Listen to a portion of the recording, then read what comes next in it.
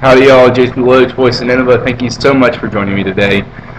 I'm so excited about the time that we live in. I'm so excited about my lifetime, about my existence. I am 35. I was born in 1979, and it's 2014. This is this great, unbelievable age of world unification that was not existent when I was born on this planet.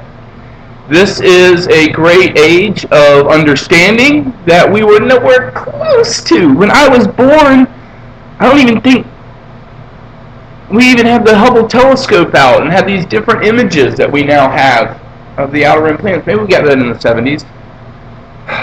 But if so, it trailed just before my lifetime. I was born into it. We're surrounded and inundated by images of the astral planes, the heavenly realms out there in the cosmos, and atomic images and images of micro-life and all these different things that were never before ever accessible to the average human being. And we know about this world of wonder and fantasy that makes up the inner and outer world of this dimension. We believe in this, even though the only place it really takes place in is our perspective as we view out. So as these things exist within us and all around us in this day and age, and yet everybody's bored. What? These images and these realities that are being brought to us that we participate in are not only what they seem to be, but they're much, much more. There's something behind that. There are also the knowledge and information with this at this time that's come out that we actually perceive less than 1% of the known or measurable by some kind of scales and wavelengths that we're able to tune in with. These are things beyond. I'm not going to get into this. Okay, we're talking about a basic meditation at this point based on a dissemination of information that's coming in at this time, so that all of those that are living in this world that are receiving all of these stories from the scientists, from the shamans, from the religious leaders, okay, can interpret them in a daily, basic, practical way. That's the meaning of these talks.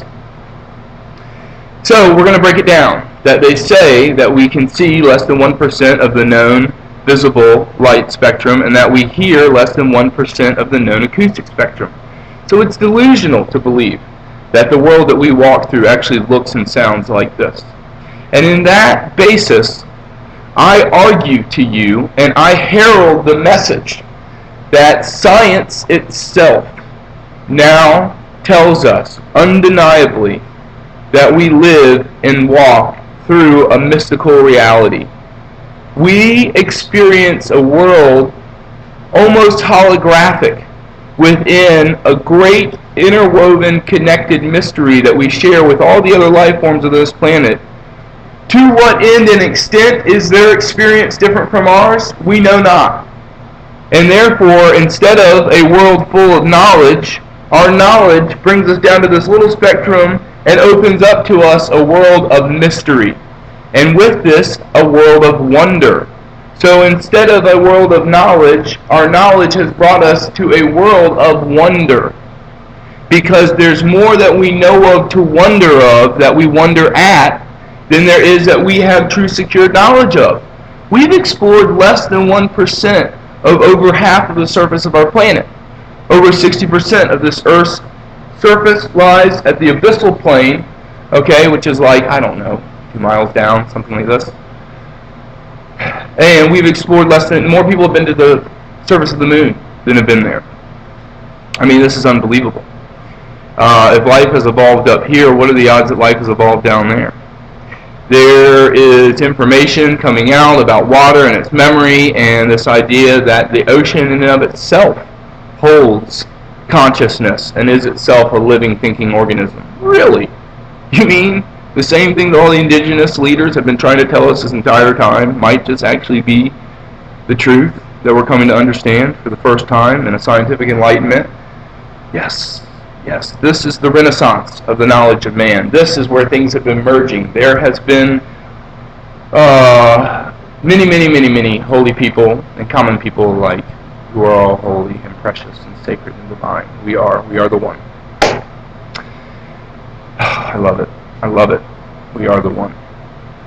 and that have been working and proclaiming and acknowledging this waking up and this recognition. It has gone down from the 60s into now the rates and expansions of things continue to escalate and skyrocket even into this last year, with phenomena and incidents all over the planet of both tremendous upheaval and, I don't want to say torment, but yes, I mean overwhelming, tumultuous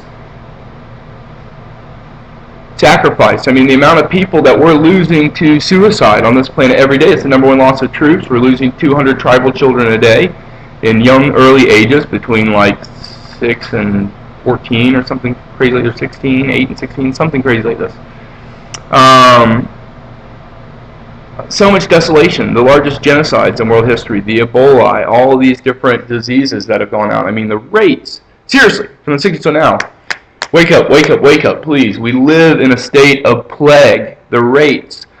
Okay, what's really, really happening? This is your time to shine. And the reality is that we're living in this mystical reality of bliss and wonder. And as this knowledge is coming up, the outer world of the material, known age of kind of human blocking this out and denying and just going on eating, drinking, and being married and living like animals, is reaching gridlock. It's closing in upon itself. People just last night, or the night before last, one of our patrons at the restaurant that I work at went home and shot himself. And the guy at my work, and myself included, are talking about how many people we've lost over the last few years here to suicide. I mean, the rates are escalating. People are dealing with this. Okay?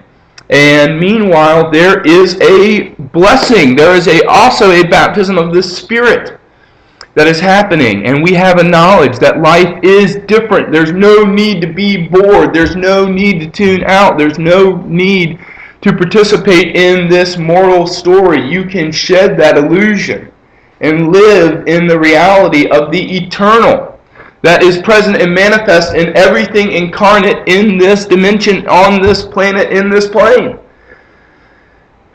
The interdimensionality is here. It's undeniable scientifically. It is yours. It belongs to you. It is your right. You are a beautiful, sacred, holy child of the Creator, the child of the parent God. Man or woman, may you be blessed. May you be blessed. May you walk in the mystical, undeniable, beautiful reality that is all your relations. You are life. Blessings.